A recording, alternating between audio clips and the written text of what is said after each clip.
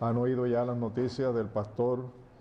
Él no ha estado muy bien, ha estado con mucho dolor y quisiera por favor de que oren mucho por él, de verdad, que se pueda restaurar cuanto antes. ¿Cuántos están dispuestos a tres cosas? A recibir la palabra. Amén. A meditar en ella. Amén. Y a practicarla.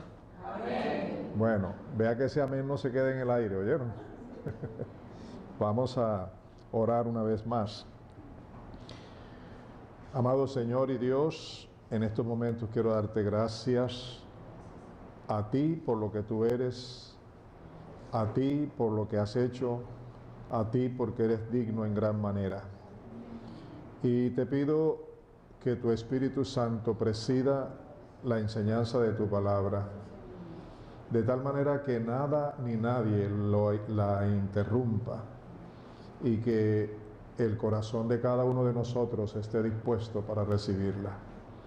Pedimos tu bendición, suplicamos que nuestros corazones estén atentos, nuestras mentes y todo nuestro ser, que podamos de verdad ser ministrados directamente por ti, en Cristo Jesús.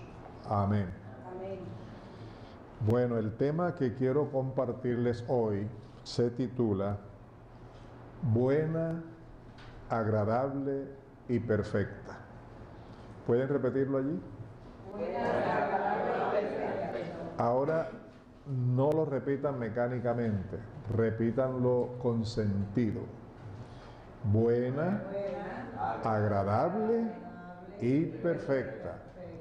Muy bien. La Biblia, que es la palabra de Dios, nos enseña acerca de cómo comprobar cuál sea la buena voluntad de Dios, agradable y perfecta para cada uno de nosotros sus hijos. Hablando de la voluntad de Dios, debemos entender lo siguiente. La voluntad de Dios es absoluta para todo el universo. Pero además, la voluntad de Dios se revela en la palabra de Dios, en ordenanzas o mandamientos, y se manifiesta en todo aquello que le agrada a Él. Esos tres aspectos es bueno tenerlos en cuenta, especialmente el último. La palabra de Dios, además de mostrar la voluntad de Dios sobre todo el universo, ella revela la voluntad de Dios en ordenanzas y mandamientos, pero se manifiesta en todo aquello que le agrada a Él, que le agrada a Dios. Ahora observen esto. La voluntad de Dios apunta o señala a todo el universo, a la tierra, a la naturaleza, a los pueblos, naciones y gobiernos. Pero hay un pero muy importante aquí. También se dirige a la pareja, a la familia, a la iglesia. Y oigan esto, de manera específica y personal, la voluntad de Dios se dirige a mi vida y a tu vida. ¿Les parece interesante eso? Amén. Ahora, una cosa es saber académicamente la voluntad de Dios, intelectualmente, y otra cosa es tener la voluntad de Dios en nuestras vidas. Por eso, hoy quiero dedicarme no tanto a lo que tiene que ver con el universo, con las naciones, con los gobiernos, con las parejas, con la familia, con la iglesia. Quiero ubicarme a lo que tiene que ver contigo y conmigo. ¿Les interesa? Amén. Ok. Una pregunta. ¿Has comprobado alguna vez cuál sea la voluntad de Dios agradable y perfecta para tu vida personal e íntima? ¿Lo has comprobado? ¿Alguna vez lo has hecho? Y tengo otra pregunta. ¿Qué se requiere o qué se necesita para poder comprobar cuál sea la voluntad de Dios agradable y perfecta a nivel personal e íntimo como hijos de Dios? Creo que son dos preguntas que vale la pena tenerlas en cuenta, ¿no les parece? La primera pregunta toca contigo, toca conmigo. Si has dedicado tiempo para averiguar, para confirmar cuál es la buena voluntad de Dios agradable y perfecta para tu vida. Si lo has hecho, debe haber frutos. Si no lo has hecho, entonces quiero que sepas que viene la segunda pregunta. ¿Qué se requiere? ¿Qué se necesita para poder comprobar cuál sea la buena voluntad de Dios agradable y perfecta para nosotros, sus hijos? Para poder comprobar cuál es o cuál sea la buena voluntad de Dios agradable y perfecta a nivel personal e íntimo, se requiere, y aquí quiero que escuchen mucha atención, se requiere de una adoración integral o completa a Él. Una adoración integral o completa a Él, que esté fundamentada o motivada en sus misericordias. No es una adoración cualquiera, es una adoración que está motivada, basada en las misericordias de Dios. Y además es una adoración integral, completa, que está basada en la transformación que se produce o que se debe producir en nuestras vidas a través de la renovación de nuestra mente. ¿Ven que no es cosa sencilla? ¿En serio? ¿No les parece? Ok. Es decir, lo que necesitamos es un nuevo estilo de vida en Cristo Jesús, con una nueva manera de pensar. ¿Cuántos están dispuestos para eso? Amén. ¿De verdad? ¿Y quieren entrar en el asunto? Muy bien. Yo quiero hacer una advertencia, tanto para mí como maestro de la palabra, como para ti como oyente. Y es la siguiente. Es importante y totalmente necesario que entendamos y tomemos muy en cuenta lo siguiente. Y como dije, tanto para los que enseñamos como para los que escuchamos. Oigan, toda enseñanza bíblica impartida correctamente, en la que se nos den mandamientos, directrices o requerimientos para obedecerlos, siempre tenemos que recibirla por la fe. No es solo por el intelecto, es por la fe.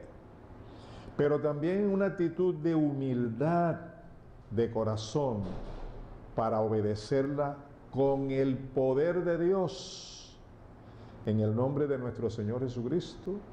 Oigan, dependiendo para ello completamente de la presencia, la guía y la iluminación del Espíritu Santo. Tú puedes calificar una enseñanza de muy buena, tú puedes ser emocionado por una palabra, tú puedes llorar por una palabra, pero a menos que tengas en cuenta lo que te estoy advirtiendo, no va a producir ningún efecto en tu vida. Te voy a repetir. Cuando tú recibes la palabra correctamente trazada, debes entender que debes recibirla no solo intelectualmente, sino por la fe, con una humildad en tu corazón para obedecerla con el poder de Dios, en el nombre del Señor Jesucristo, y dependiendo siempre del Espíritu Santo. Sin ello, tú no podrás tener frutos de esa palabra. ¿Me estás escuchando? ¿Me estás escuchando? Sin ello no podrás tener frutos de esa palabra. No veremos los resultados de esa enseñanza. Vamos a comprobar eso con la palabra de Dios. El Señor Jesucristo enseña lo siguiente: yo soy la vid, vosotros los pámpanos. El que permanece en mí y yo en él, éste lleva mucho fruto, porque separados de mí, nada podéis hacer. Eso está en Juan 15:5. Y eso confirma lo que les estoy diciendo. Nosotros no podemos tomar la palabra de Dios como tomar la palabra de cualquier libro o de cualquier predicador. La palabra de Dios es como dice la palabra de Dios. El Señor Jesucristo dijo más. Oigan lo que dijo: aún tengo muchas cosas que deciros, pero ahora no las podéis sobrellevar. Oigan, pero cuando venga el Espíritu de verdad, Él os guiará a toda la verdad, porque no hablará por su propia cuenta, sino que hablará todo lo que oyere y os hará saber las cosas que habrán de venir. Él me glorificará, porque tomará de lo mío y os lo hará saber. Todo lo que tiene el Padre es mío, por eso dije que tomará de lo mío y os lo hará saber. El Señor Jesús está diciéndonos aquí cuál es una de las misiones principales del Espíritu Santo. En primer lugar, está diciendo que tenemos que permanecer en Él. Ahora nos está diciendo que tenemos que depender del Espíritu Santo. Y eso es obvio porque el Señor Jesucristo se fue y en su lugar envió al Espíritu Santo a la iglesia y a nuestras vidas en persona. El apóstol Pablo también testifica lo mismo. Yo leí en Juan 16, 12 al 15. Ahora voy a leer en 1 Corintios 2, 1 al 5. Y escuchen lo que dice. Así que, hermanos, cuando fui a vosotros para anunciarlos el testimonio de Dios, no fui con excelencia de palabra o de sabiduría, pues me propuse no saber entre vosotros cosa alguna sino a Jesucristo y a este crucificado. Y estuve entre vosotros con debilidad y mucho temor y temblor. Y ni mi palabra ni mi predicación fue con palabras persuasivas de humana sabiduría, sino con demostración del Espíritu y de poder. ¿Para qué? Para que vuestra fe no esté fundada en la sabiduría de los hombres, sino en el poder de Dios. Está claro, ¿verdad? Por un lado el Señor Jesucristo, por otro lado el apóstol nos confirma con su testimonio que se necesita depender del Espíritu Santo para enseñar la palabra, pero también para recibirla por la fe y para tomarla en cuenta, para practicarla, para obedecerla. Bien, después de esta advertencia, entremos en materia otra vez en el tema que nos ocupa. ¿Cuál es el tema que nos ocupa? ¿Y está siendo buena, agradable y perfecta?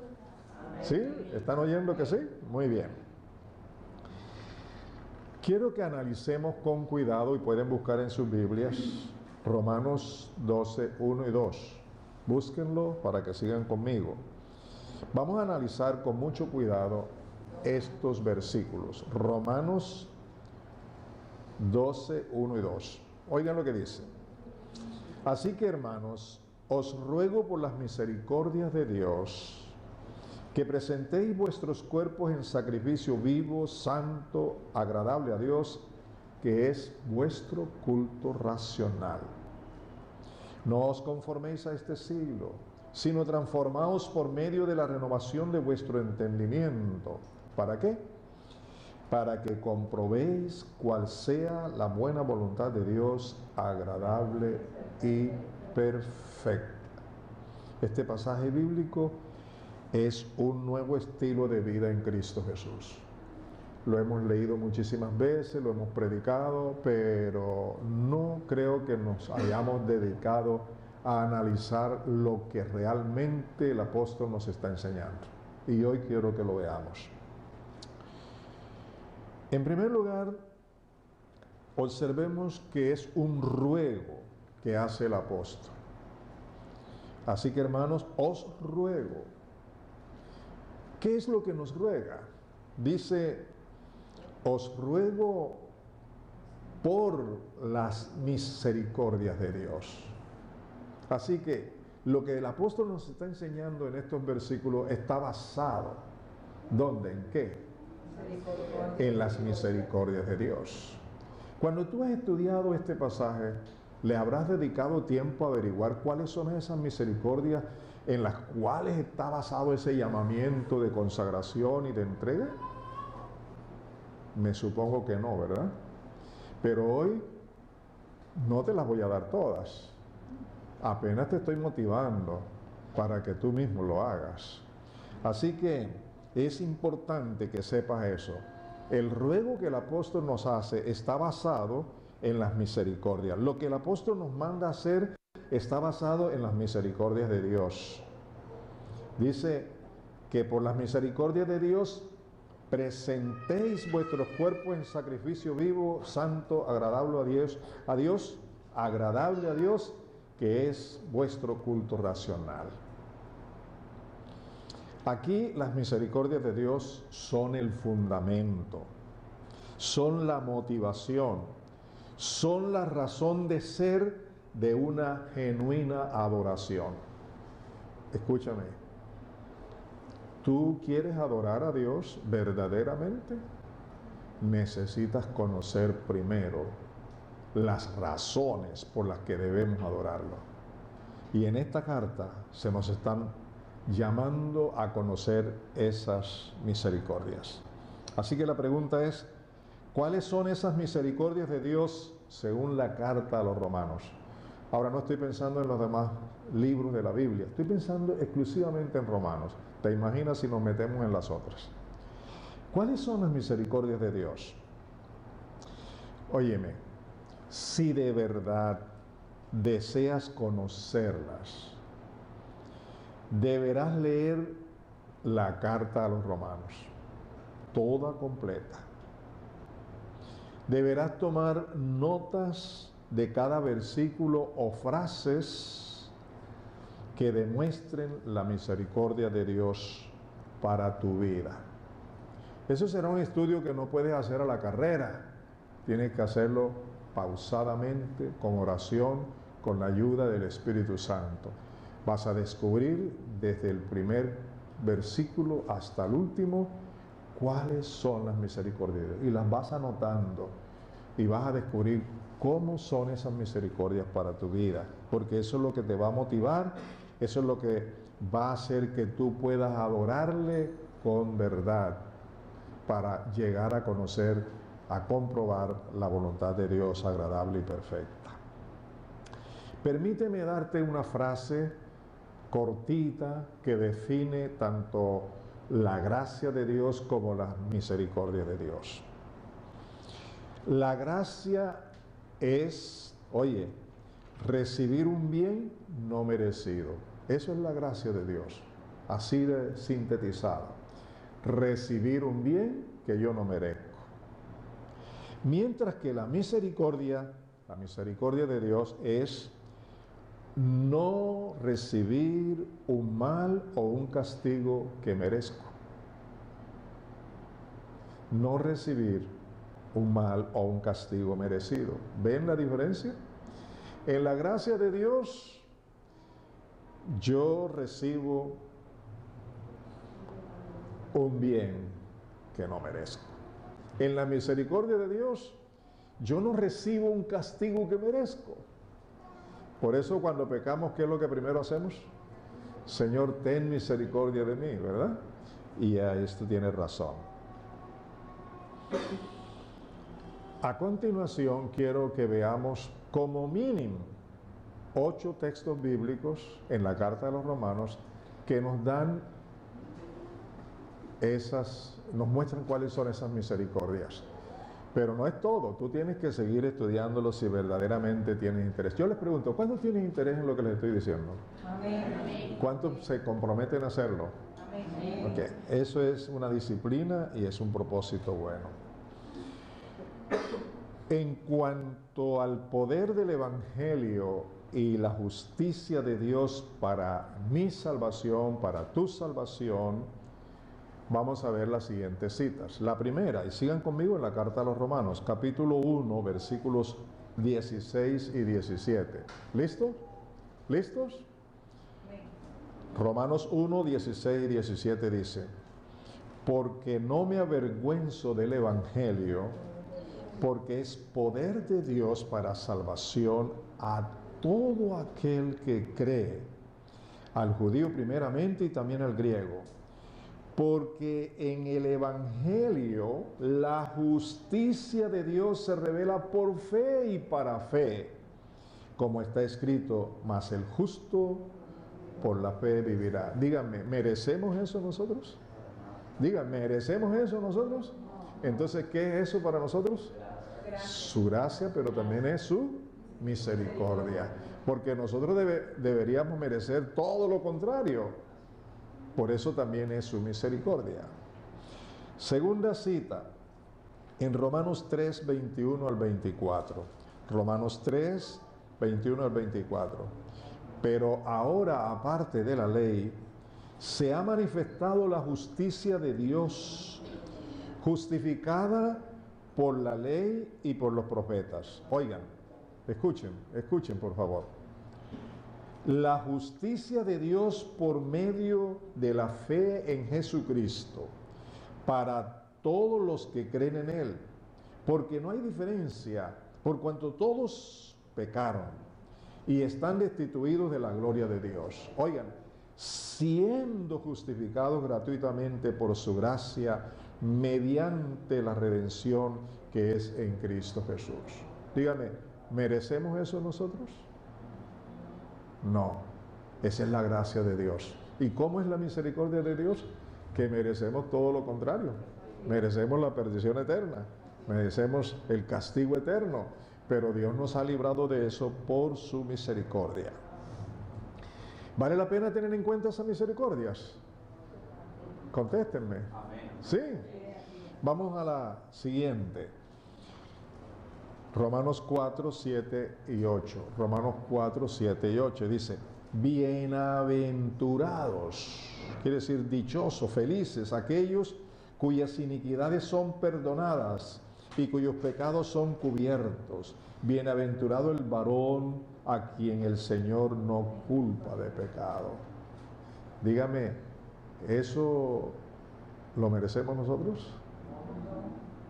Esa es la gracia de Dios. Pero, ¿qué merecemos nosotros? No ser perdonados. Sin embargo, en su misericordia el Señor nos perdona. Vámonos a Romanos 5, 1 y 2. Romanos 5, 1 y 2 dice: justificados pues por la fe, tenemos paz para con Dios por medio de nuestro Señor Jesucristo, por quien también tenemos entrada por la fe a esta gracia en la cual estamos firmes y nos gloriamos en la esperanza de la gloria de Dios. Sorprendente, ¿verdad que sí? Ahora, cuando tú pasas por alto esto, ¿sientes deseo de glorificar a Dios? ¿Sí? Cuando tú pasas por alto esto, ¿sientes deseo de glorificar a Dios? Présteme bien atención. Pero cuando tú tomas en cuenta esto, ¿qué es lo primero que sientes en tu corazón? Gratitud, alabanza, adoración, consagración a Él, porque conoces esto. Por eso Pablo dice: os ruego por las misericordias de Dios. La ignorancia a las misericordias de Dios nos impiden tener una vida consagrada al Señor.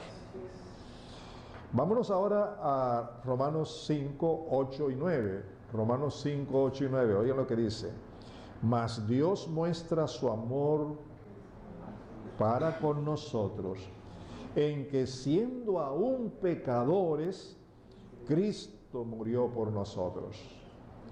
Pues mucho más, estando ya justificados en su sangre, por él seremos salvos de la ira. ¿Merecemos nosotros la ira de Dios, sí o no? Como seres humanos, pecadores, sí o no. Pero Dios, por su gracia y por su misericordia, ya nos ha dado la esperanza en Cristo Jesús de la vida eterna. Y eso debe motivarnos para reconocer la grandeza de Dios, para adorarlo. Vámonos ahora al capítulo 6, versículos 5 y 7. 5 al 7. Romanos 6, 5 al 7. Escuchen con atención. Métanle eso en su mente y en su corazón. Dice: porque si fuimos plantados juntamente con él en la semejanza de su muerte, así también lo seremos en la de su resurrección, sabiendo esto, que nuestro viejo hombre fue crucificado juntamente con él, para que el cuerpo de pecado sea destruido, a fin de que no sirvamos más al pecado, porque el que ha muerto ha sido justificado del pecado. Díganme, ¿mereces tú eso? ¿Lo mereces? Sin embargo, Dios por su gracia te lo ha dado, si es que tienes a Cristo como tu Señor y Salvador. Ahora, ¿qué es lo que mereces? El castigo, la muerte eterna. Pero por la misericordia de Dios, has sido perdonado. Vámonos a Romanos 8, 1 y 2. Romanos 8, 1 y 2. Dice: ahora pues, ninguna condenación hay para los que están en Cristo Jesús, los que no andan conforme a la carne, sino conforme al Espíritu. Porque la ley del Espíritu de vida en Cristo Jesús me ha librado de la ley del pecado y de la muerte. ¿De qué hemos sido librados? Del pecado y de la muerte, porque estamos en Cristo Jesús y por la obra del Espíritu Santo. ¿Lo merecemos? ¿Lo mereces, hermano? No. Entonces Pablo nos está diciendo: os ruego por esas misericordias que presentes tu vida íntegramente a Él. Y por último, no porque sea la última misericordia, hay muchísimas que ustedes van a investigar en sus casas. Romanos 8, 31 y 32. Dice: ¿qué pues diremos a esto? Si Dios es por nosotros, ¿quién contra nosotros? El que no escatimonia a su propio Hijo, sino que lo entregó por todos nosotros, ¿cómo no nos dará también con Él todas las cosas? Amados, he compartido solo 8 pasajes bíblicos de la carta a los romanos que nos muestran la grandeza de la gracia y de la misericordia de Dios.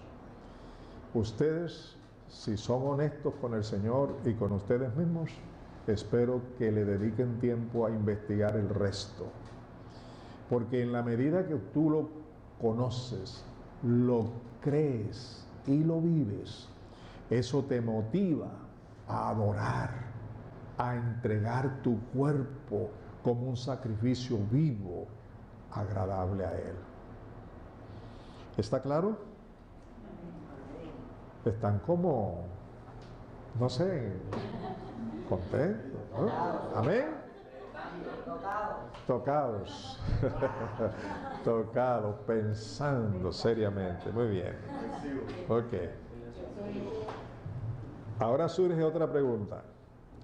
¿Qué se nos manda hacer por causa de las misericordias de Dios?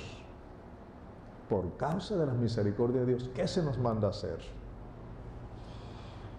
Que presentemos nuestros cuerpos en sacrificio vivo, santo, agradable a Dios.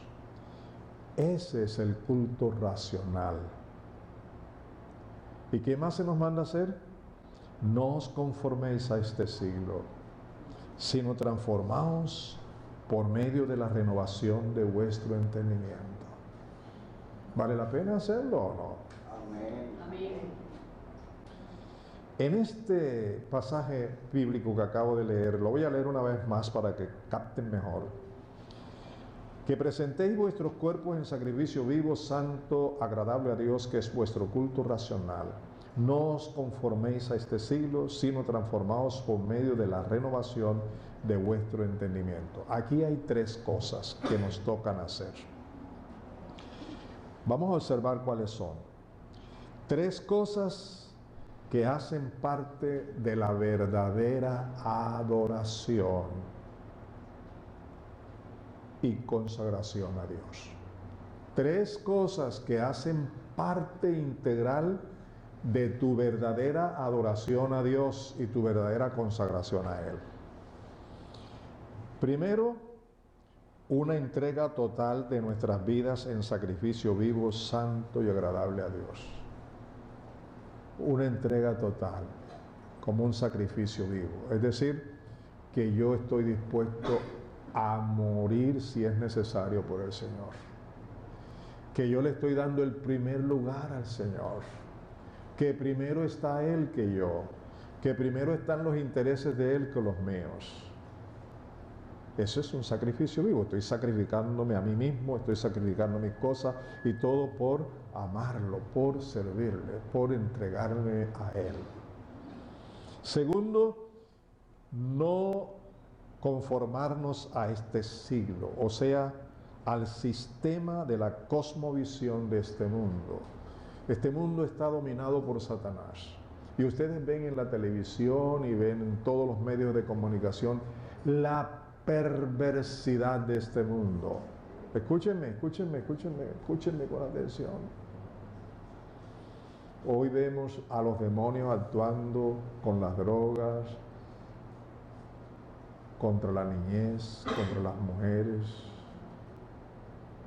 Toda esa inseguridad que hay en todos los países es la obra de los demonios. Y aparte de eso se están levantando filosofías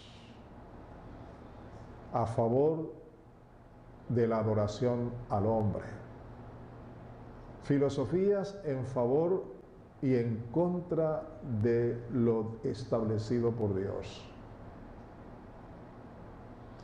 Y nuestros niños y nuestros jóvenes están siendo saturados en sus mentes.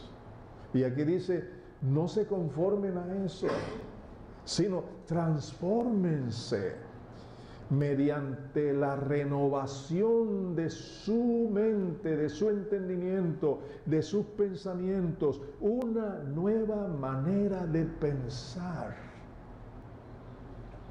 Tú sabes que nadie hace nada si primero no lo piensa, así sea en fracción de segundos. Por eso, una nueva manera de pensar nos llevará a una nueva manera de vivir y a una manera nueva de hablar y a una manera nueva de hacer las cosas. Si no hay una nueva manera de pensar, todavía seguimos en las mismas y haciendo las cosas a nuestro gusto, a nuestra manera, en contra de la voluntad de Dios. Ese es el llamamiento. Primero, la entrega total de nuestro cuerpo, de nuestro espíritu, de nuestro ser. Segundo, el no conformarnos a este mundo. Y tercero, la necesidad de una transformación por medio de la renovación. Si no hay renovación de mi manera de pensar, escúchame, si no hay renovación en mi manera de pensar, no hay transformación. Y esa no es obra mía, esa es obra del Señor. Y todo esto, mis amados, es el nuevo estilo de vida que Dios está demandando de ti y de mí, de cada hijo de Dios en Cristo, con la ayuda del Espíritu Santo, según la palabra de Dios. ¿Les queda claro? ¿Les queda claro? Ahora, todo lo anterior, ¿para qué? ¿Para qué sirve todo lo que hasta ahora hemos visto? ¿Cuál es el objetivo final? ¿Cuál es el propósito? Dice, para que comprobéis cuál sea la buena voluntad de Dios, agradable y perfecta. ¿Ya sabes lo que cuesta comprobar la buena voluntad de Dios, agradable y perfecta? ¿Y tú que pensabas que era tan fácil, verdad?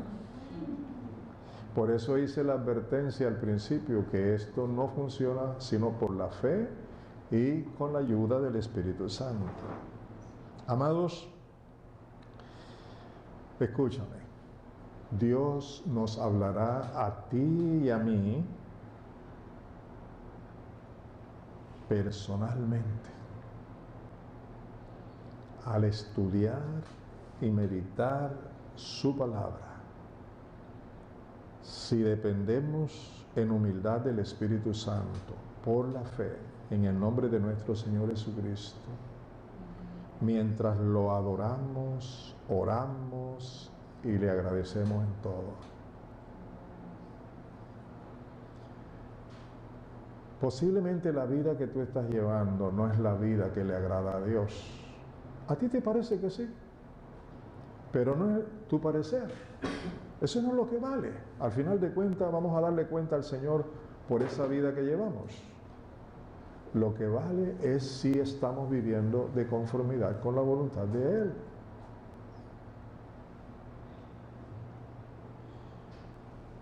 ¿Qué significa comprobar? ¿Qué quiere decir comprobar? Significa, según los diccionarios, verificar, confirmar la veracidad, exactitud o condiciones de una cosa. Eso significa comprobar. Y aquí se nos está mandando a comprobar con todos los requisitos que se nos dan.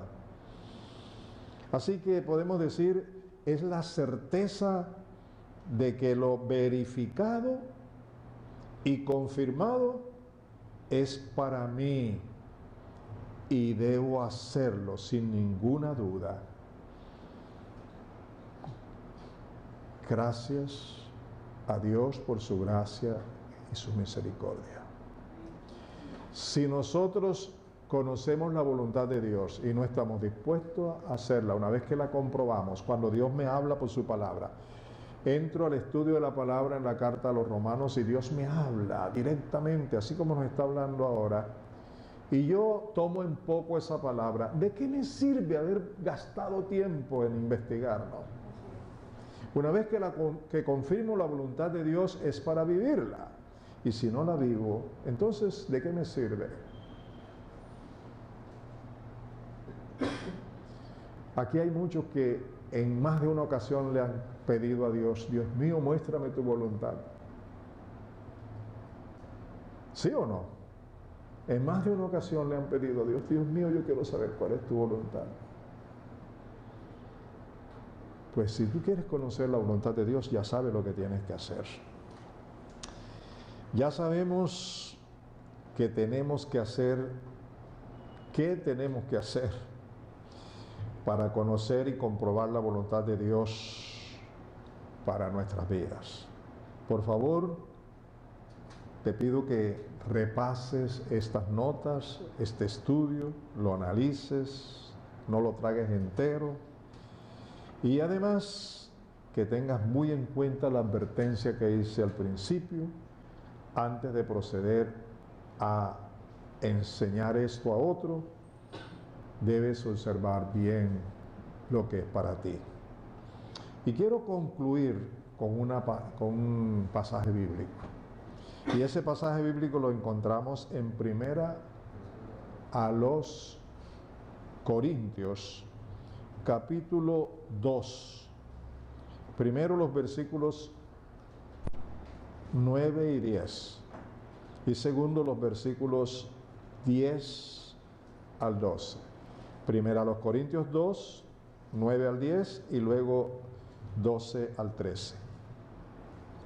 Vamos a concluir, por favor, con mucha atención, con este pasaje bíblico que me parece apropiado para lo que hemos tratado. Dice así: antes bien, como está escrito, escuchen, cosas que ojo no vio, ni oído oyó, ni han subido en corazón del hombre, oigan, son las que Dios ha preparado para los que le aman. ¿Quieres comprobar cuál es la voluntad de Dios agradable y perfecta para tu vida?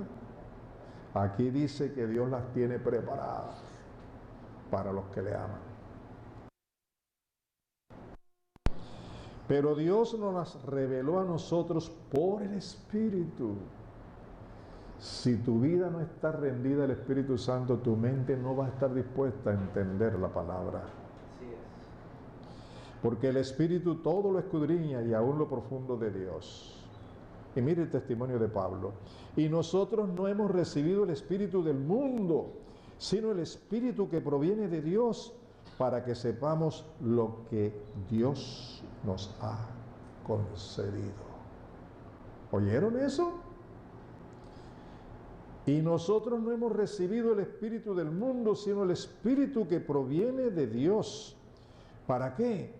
Para que sepamos lo que Dios nos ha concedido, lo cual también hablamos, no con palabras enseñadas por sabiduría humana, sino con las que enseña el Espíritu, acomodando lo espiritual a lo espiritual. Amados míos, ¿les ha hablado el Señor hoy? Amén. ¿Saben qué? Sé que no han tenido todas las respuestas, pero ¿saben qué? Han tenido directrices de cómo lograr sus propias respuestas, ¿cierto o no? Amén. Si lo hacen. Ahora les doy una última palabra. Mi esposa y yo tenemos un blog en el internet,